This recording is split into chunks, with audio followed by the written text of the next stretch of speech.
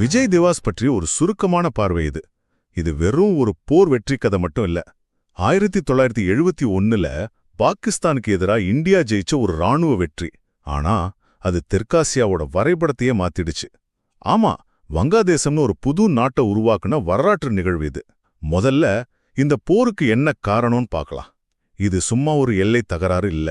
அப்போ கிழக்கு பாகிஸ்தான் இருந்த இடத்துல பாகிஸ்தான் ராணுவம் ஆபரேஷன் சர்ச்லைட்டுங்கிற பேர்ல ஒரு பெரிய இனப்படுகொலையே நடத்துச்சு.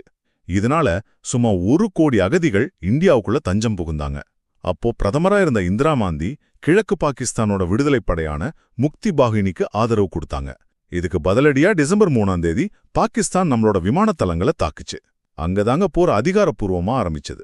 2வது, இந்தியாவோட மின்னல் வேக வெற்றி. நம்புவீங்களா? இந்த போர் வெறும் 13 நாள்ல முடிஞ்சிருச்சு. ராணுவ வரலாற்றிலேயே இது ரொம்ப குறுகிய காலப்போர்கள்ல ஒண்ணு. நம்ம ராணுவம், கடற்படை, விமானப்படை இந்த 3ம் சேர்ந்து ரொம்ப திறமையா செயல்பட்டதுதான் இந்த வெற்றிக்கு காரணம்.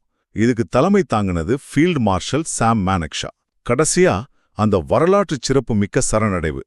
டிசம்பர் 16, 1971ல டாக்கால பாகிஸ்தானோட ஜெனரல் நியாசி கிட்டத்தட்ட 93,000 வீரர்களோட நம்ம இந்திய ஜெனரல் ஜக்ஜீத் சிங் அரோரா முன்னாடி நிபந்தனை இல்லாம சரணடைஞ்சார். இது ராணுவ வரலாற்றிலே நடந்த மிகப்பெரிய சரணடைவுகள்ல ஒண்ணு.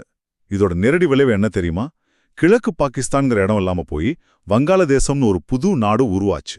மொத்தத்துல இந்தியாவோட அந்த 13 நாள் ராணுவ நடவடிக்கை ஒரு போரை ஜெயிச்சது மட்டும் இல்ல, ஒரு புது தேசத்தையே உருவாக்கிச்சு.